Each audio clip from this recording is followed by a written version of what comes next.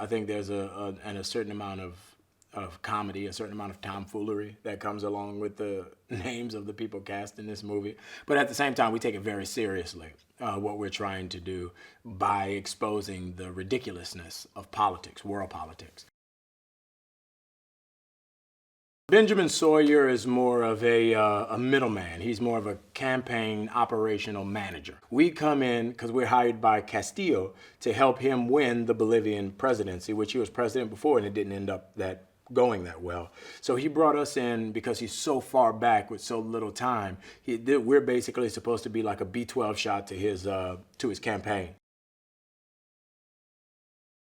Jane is retired. She's burnt out. She's been manipulated and utilized by Candy over and over again. So now she's at a point where she doesn't want to play the game anymore.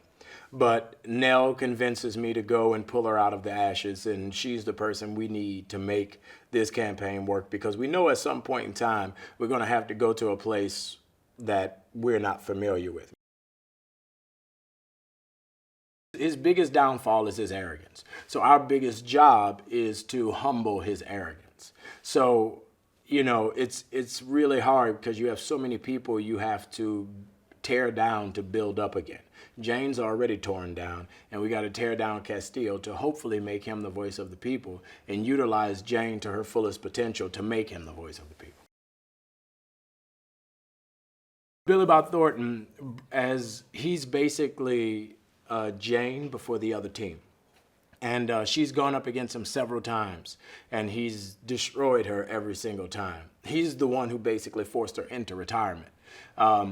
And when she comes back and she sees that he's the guy we're going up against, then she comes to life. She realizes that this is her final opportunity to take him down. She knows his moves, she knows his tricks, she knows everything about him, and now she's finally in a position to show him that, you know, she's just as good as she is. She's figured out how to break down the script in beats and make this woman a three-dimensional woman. You see her come from the depths of despair to the edge of success, and then tipping over that point to elation, and then going back to the edge of despair. And I feel like when you see that type of arc, when you see that bell curve in one person, it's really gratifying to other actors to know that you're on that voyage with them and you play a part in that. The duality she's bringing to this character is very fun because she's still klutzy, funny, goofy acting Sandy, but at the same time, there's a certain humbleness, there's a certain lack of confidence that she brings to her that's very heartbreaking and beautiful. I definitely feel like we've succeeded with making politics entertaining because this movie is no longer about politics.